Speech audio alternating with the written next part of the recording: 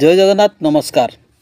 आसतु नजर पकेबा मयूरभंज जिलार आज top news update कौन कौन सब रही किंतु तापूर्व आपण मानक गोटे अनुरोध वीडियोटी को संपूर्ण देखंतु आ जो मैंने प्रथम करी चैनल को आछंती सब्सक्राइब करंतु जाफल प्रत्येक नूतन वीडियो नोटिफिकेशन आपण सर्वप्रथम पाई परिबे।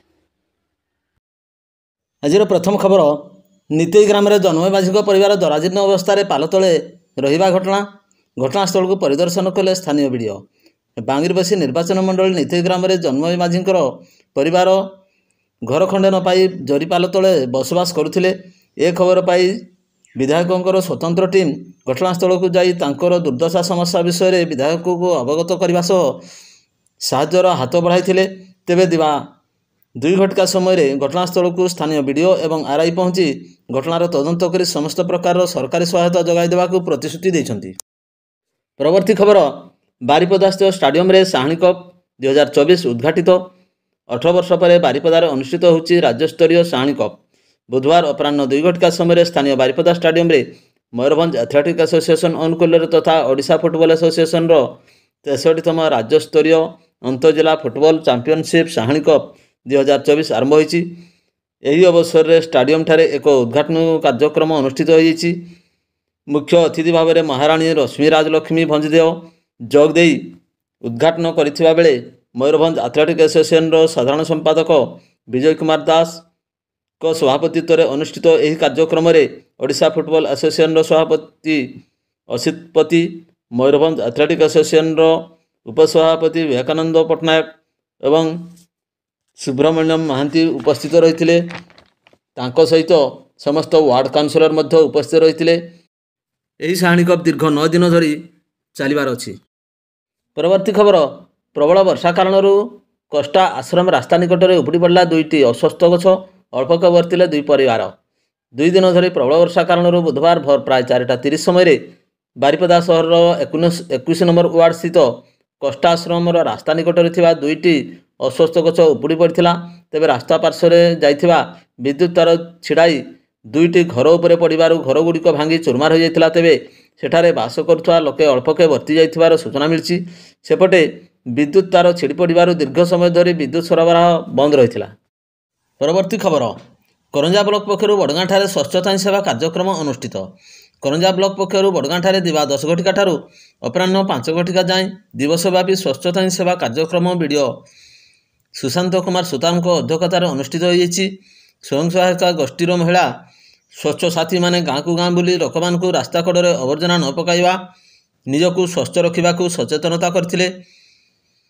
एबे ब्लॉक पक्षर आयोजित एही नियारा सचेतना कार्यक्रम में बहु संख्यक नागरिक मध्य एथिरे सामिल होइतबा देखिबाकु मिलथिला।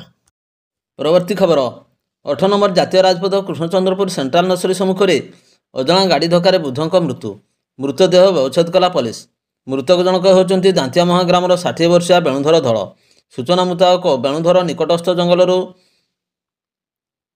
डालपत्र नहीं घर को फेरुवा समय कृष्णचंद्रपुर सेंट्राल नर्सरी सम्मुख में एक द्रुतगामी गाड़ी धक्का दे घटनास्थल फेरार हो जाइथिला। गुरुतर अवस्था पड़ी रही गुणधर को उद्धार करी बारिपदा जिला मुख्य डाक्तरखाना भर्ती कराइथिले सुधा सेठारे तांकर चिकित्साधीन अवस्था मृत्यु घटी। एने डाक्तरखाना कर्तृपक्षों सूचना क्रमे बड़जामणी फांडी अधिकारी एएसआई अशेष कुमार दास अपराह्न 289 नंबर रे मामला रुजु कर शवच्छेद कराइबा सहित मृतदेह परिवार वर्गों को हस्तांतरित करछंती। परवर्ती खबर रौरुआ स्थित अंगारपदा महाविद्यालय ठारे विभिन्न कार्यक्रम में जोगदेले जशपुर विधायक तथा मंत्री। जशपुर रौरुआ स्थित अंगारपदा महाविद्यालय दिवा 11 घटिका समय विभिन्न कार्यक्रम में जोगदेले जशपुर विधायक तथा मंत्री श्री गणेशराम सिंह खुंटिया।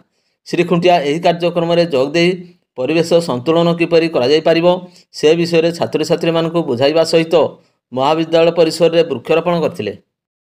परवर्ती खबर बड़साई थाना अधीन तालपदा ठारे आयोजित हेबाकु थिबा 80तम सार्वजनिक दुर्गा पूजा उपलक्षे बुधवार अपराह्न 5टारे आयोजित प्रस्तुति बैठक में जोगदेले मान्यवर विधायक सनातन बिजुली।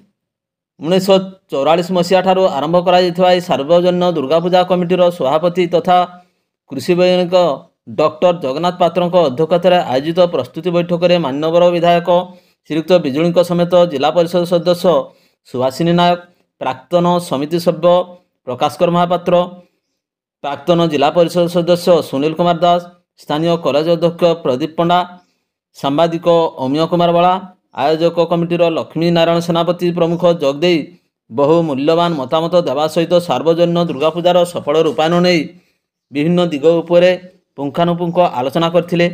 ଚଳିତ ବର୍ଷ ଆୟୋଜକ କମିଟି ପକ୍ଷରୁ 21 ଲକ୍ଷ ଟଙ୍କାର ବ୍ୟୟ ଅଟକଳରେ ଧାର୍ଯ୍ୟ କରାଯାଇଥିବା ବେଳେ ଆକର୍ଷଣୀୟ ତୋରଣ, ମୂର୍ତ୍ତି, ସାଜସଜ୍ଜା, ଆଲୋକମାଳା ଉପରେ ଗୁରୁତ୍ୱ ଦିଆଯାଇଛି। ଏହି ଅବସରରେ ଆୟୋଜିତ ହେବାକୁ ଯାଉଥିବା ଯାତ୍ରା ଏବଂ ମେଳାରେ ଲକ୍ଷ ଲକ୍ଷ ଲୋକଙ୍କର ସମାଗମକୁ ଦୃଷ୍ଟିରେ ରଖି କିଭଳି ଶାନ୍ତି ଶୃଙ୍ଖଳା ବଜାୟ ରଖିବା ସହିତ ସଫଳ ଭାବରେ ପୂଜାର୍ଚ୍ଚନା କରାଯାଇପାରିବ ସେ ନେଇ ଗୁରୁତ୍ୱ ଆରୋପ କରାଯାଇଥିଲା। ପରିଚାଳନାରେ ଆୟୋଜକ କମିଟିର କର୍ମକର୍ତ୍ତା ଏବଂ ସଦସ୍ୟ ପ୍ରମୁଖ ସକ୍ରିୟ ଦାୟିତ୍ୱ ସମ୍ପାଦନ କରିଥିଲେ। ପରବର୍ତ୍ତୀ ଖବର, ଗୋପବନ୍ଧୁ ନଗର ବ୍ଲକର ସଦ୍ଭାବନା ଗୃହରେ ସପ୍ତମ ସମିତି ବୈଠକ ଅନୁଷ୍ଠିତ, ଯୋଗଦେଲେ ଉଦଳା ବିଧାୟକ। ଗୋପବନ୍ଧୁ ନଗର ବ୍ଲକ ପକ୍ଷରୁ ସପ୍ତମ ସମିତି ବୈଠକ ବ୍ଲକ କାର୍ଯ୍ୟାଳୟସ୍ଥିତ ସଦ୍ଭାବନା ଗୃହରେ ବୁଧବାର ଅପରାହ୍ନ ପ୍ରାୟ 12 ଘଟିକା ସମୟରେ ଅନୁଷ୍ଠିତ ହୋଇଯାଇଛି। ବ୍ଲକ ଅଧ୍ୟକ୍ଷା ଝୁଲଣା ବାର୍ଷାଳିଆଙ୍କ ଅଧ୍ୟକ୍ଷତାରେ ଅନୁଷ୍ଠିତ ବୈଠକରେ ମୁଖ୍ୟ ଅତିଥି ଭାବରେ ଉଦଳା ବିଧାୟକ ଭାସ୍କର ମଢେଇ, ମୟୂରଭଞ୍ଜ ସାଂସଦ ପ୍ରତିନିଧି ଉପାଧ୍ୟକ୍ଷ ରଶ୍ମିତା ଚୌଧୁରୀ, ବିଡିଓ କରୁଣାକର ଧଳ, ଜିଲ୍ଲା ପରିଷଦ ସଭ୍ୟ ଉର୍ମିଳା ଲେଙ୍କା, ସହକାରୀ ଯନ୍ତ୍ରୀ ବିନୟ ଜ୍ୟୋତି ଲେଙ୍କା, ଜିପିଓ ଶରତ ଚନ୍ଦ୍ର ମାଝୀ ପ୍ରମୁଖ ଏଥିରେ ଯୋଗ ଦେଇଥିଲେ। ତେବେ ଏହି ଅବସରରେ ବିଧାୟକ ଶ୍ରୀ ମଢେଇ ବ୍ଲକବାସୀଙ୍କ ବିଶେଷ ଓ ସରକାରଙ୍କର ବିଭିନ୍ନ ଜନକଲ୍ୟାଣ ଯୋଜନାଗୁଡ଼ିକର ପ୍ରକୃତ ହିତାଧିକାରୀଙ୍କ ନିକଟରେ ପହଞ୍ଚାଇବା ପାଇଁ ସରପଞ୍ଚ ଏବଂ ସମିତି ସଭ୍ୟଙ୍କର ସହଯୋଗ କାମନା କରିଥିଲେ।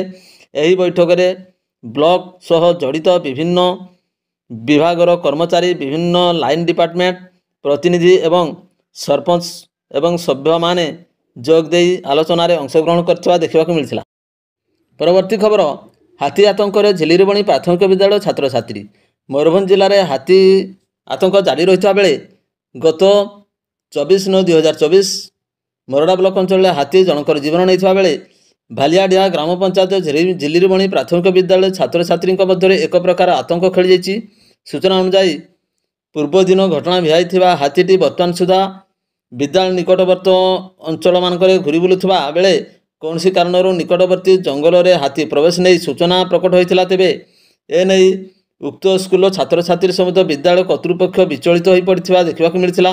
ତେବେ ଏନେଇ ବନ ବିଭାଗର ସୂଚନା ନେବାରୁ ଜଣାପଡ଼ିଲା କି ହାତୀଟି ଉକ୍ତ ଅଞ୍ଚଳରେ ଚଳପ୍ରଚଳ କରୁଛି। ବନ ବିଭାଗ ହାତୀ ଉପରେ ନଜର ରଖିଥିବା ନେଇ ସୂଚନା ମିଳିଛି। ପରବର୍ତ୍ତୀ ଖବର, ସ୍ୱତନ୍ତ୍ର ଜିଲ୍ଲା ପରିଷଦ ବୈଠକରେ କନିଷ୍ଠ ଶିକ୍ଷକ 2023ରେ ଚୂଡ଼ାନ୍ତ ମେଧା ତାଲିକା ଅନୁଯାୟୀ ମୟୂରଭଞ୍ଜ ଜିଲ୍ଲାରେ 827 ଜଣ କନିଷ୍ଠ ଶିକ୍ଷକ ନିଯୁକ୍ତି ଗତ 18 ତାରିଖ ମୟୂରଭଞ୍ଜ ମଞ୍ଜୁରୀ ଦିଆଯାଇଛି।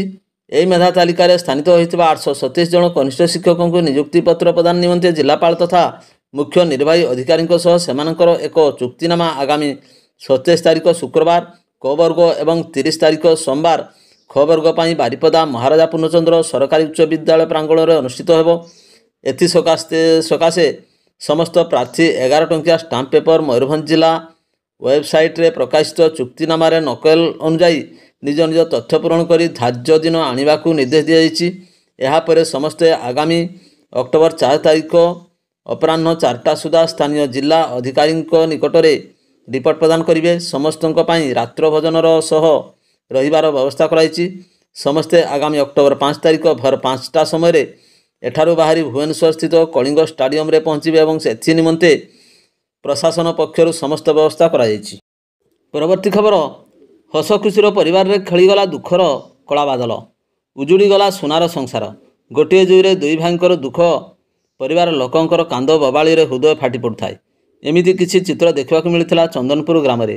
ଗତ ମଙ୍ଗଳବାର ବାଙ୍ଗିରିପୋଷି ଥାନା ଅନ୍ତର୍ଗତ ବାଙ୍ଗିରିପୋଷି ଦେଇ ଯାଇଥିବା 49 ନମ୍ବର ଜାତୀୟ ରାଜପଥର ଓଭରବ୍ରିଜ୍ ଉପରେ ଏକ ମାଲବାହୀ ଟ୍ରକ୍ ଧକ୍କାରେ ସ୍କୁଟିରେ ଥିବା ଚନ୍ଦନପୁର ଗ୍ରାମର ରବୀନ୍ଦ୍ର ବେହେରା 50 ବର୍ଷ ଏବଂ ପ୍ରେମ ଆତ୍ମାନନ୍ଦ ବେହେରା 50 ବର୍ଷର ଦୁଇ ଭାଇଙ୍କର ଘଟଣାସ୍ଥଳରେ ମୃତ୍ୟୁ ଘଟିଥିଲା। ବୁଧବାର ଉଭୟଙ୍କର ଶବ ବ୍ୟବଚ୍ଛେଦ ହୋଇ ଗ୍ରାମକୁ ଫେରିବା ପରେ ସ୍ଥିତି ଥିଲା ହୃଦୟ ବିଦାରକ ଘଟଣା। ପରବର୍ତ୍ତୀ ଖବର, ଦେଉଳି ବାରିପଦା ମୁଖ୍ୟ ରାସ୍ତାର ମଇସଣାକାଟି ନିକଟସ୍ଥ ପଚାଖାଳି ବନ୍ଧ ଭିତରକୁ ଏକ କାର୍ ପଶିଯାଇଛି। ସକାଳେ ଦମକଳ ବାହିନୀ ଏବଂ ପୋଲିସ ତଥା ଗ୍ରାମବାସୀଙ୍କ ସହାୟତାରେ କାର୍ଟିକୁ ପାଣି ଭିତରୁ ବାହାର କରାଯାଇଥିଲା। ଖବର ନେବାରେ ଜଣାପଡ଼ିଛି କି ରାତି ପ୍ରାୟ 11 ଘଟିକା ସମୟରେ ଦେଉଳିପଟୁ ବାରିପଦା ଅଭିମୁଖେ ଏକ କାର ନମ୍ବର OD 11F0010 ଭାରସାମ୍ୟ ହରାଇ ପଚାଖାଳି ବନ୍ଧ ଭିତରକୁ ନିୟନ୍ତ୍ରଣ ହରାଇ ପଶିଯାଇଥିଲା। ଗାଡ଼ିଟି ନେପାଳ ଚନ୍ଦ୍ର ଦାସଙ୍କ ନାମରେ ପଞ୍ଜୀକୃତ ଥିବାବେଳେ ଚାଳକ ବାରିପଦା ଲାଲବଜାର ଅଞ୍ଚଳ ସୌଭିକ ଚନ୍ଦ୍ର ମହାପାତ୍ର ବୋଲି ଜଣାପଡ଼ିଛି। ତେବେ ଗାଡ଼ିରେ ଅନ୍ୟ 2 ଜଣ ବ୍ୟକ୍ତି ଥିବାବେଳେ କାହାର କିଛି କ୍ଷତି ହୋଇନଥିବା ଜଣାଯାଇଛି। ଜମ୍ଭିରା ଫାଣ୍ଡି ଅଧିକାରୀ କାରଟିକୁ ଥାନାକୁ ନେଇଥିବାର ଜଣାଯାଏ। ପରବର୍ତ୍ତୀ ଖବର, ବାରିପଦା ସହର ଘନ ଜନବସତି ବଜାରରେ କେନ୍ଦ୍ରସ୍ଥଳୀରେ ଥିବା ମହାରାଣୀ ପ୍ରେମକୁମାରୀ ସରକାରୀ ବାଳିକା ଉଚ୍ଚ ବିଦ୍ୟାଳୟ ସଂଲଗ୍ନ ଏକ ପାଇକାରୀ ଲୁଗା ଦୋକାନରୁ ପୁଣି ଗତ ରାତିରେ ଝରକା ଗ୍ରିଲ୍ କାଟି 65,000 ଟଙ୍କା ନଗଦ ସହ 25,000 ଟଙ୍କା ମୂଲ୍ୟର ଲୁଗା ଚୋରି ହୋଇଥିବା ନେଇ ବ୍ୟବସାୟୀ ବାବୁଲାଲ ଭଟ୍ଟରଙ୍କ ଅଭିଯୋଗ କ୍ରମେ ସ୍ଥାନୀୟ ଟାଉନ ଥାନା 583/24 ନମ୍ବରରେ ଏକ ମାମଲା ରୁଜୁ ହୋଇଛି। ନିକଟସ୍ଥ ପଡ଼ୋଶୀଙ୍କ ଘରେ ଲାଗିଥିବା CCTV କ୍ୟାମେରା ଯାଞ୍ଚରେ ଭୋର 3ଟାରୁ 4ଟା ମଧ୍ୟରେ ଜୈନିକ ମହିଳାଙ୍କ ସମେତ 2 ଜଣ ଚୋରି କରିଥିବା ଅଞ୍ଚଳରୁ ବାହାରି ଯାଉଥିବା ଦେଖିବାକୁ ମିଳିଥିବାର ଅଭିଯୋଗ ଦର୍ଶାଇ ଦିଆଯାଇଛି। ଏହି ଚୋରି ଘଟଣାରେ ଜଣେ ମହିଳାଙ୍କୁ ସନ୍ଦେହରେ ପୁଲିସ ଅଟକ ରଖି ପଚରାଉଚରା କରୁଥିବା ପ୍ରକାଶ। ଗତ ସପ୍ତାହକ ପୂର୍ବରୁ ଅର୍ଥାତ୍ 16 ତାରିଖ ରାତିରେ ଉକ୍ତ ଲୁଗା ଦୋକାନର ଗୋଦାମ ଝରକା କବାଟ ଭାଙ୍ଗି 62,000 ଟଙ୍କା ଶାଢ଼ୀ ସମେତ ବିଭିନ୍ନ ସାମଗ୍ରୀ ଚୋରି ହୋଇଥିବା ସମ୍ପର୍କରେ ସ୍ଥାନୀୟ ଟାଉନ ଥାନାରେ 557/24 ନମ୍ବରରେ ଏକ ମାମଲା ମଧ୍ୟ ରୁଜୁ ହୋଇଥିଲା। ଯଦି ଉକ୍ତ ଘଟଣା ଦିନ ଏହି ସମୟ ପୁଲିସ ପକ୍ଷରୁ ତଦନ୍ତ କରାଯାଇଥାନ୍ତା ତାହେଲେ ଦୁର୍ବୃତ୍ତ ପୁଣି ଦ୍ୱିତୀୟବାର ସାହସ କରି ଏହି ଚୋରି କରିନଥାନ୍ତା ବୋଲି ସ୍ଥାନୀୟ ଲୋକମାନେ ଖବର ସହ ପୁଲିସକୁ ଦାୟୀ କରି ଅଭିଯୋଗ କରିଛନ୍ତି। ଭିଡ଼ିଓଟିକୁ ଶେଷ ପର୍ଯ୍ୟନ୍ତ ଦେଖିଥିବାରୁ ଅନେକ ଧନ୍ୟବାଦ।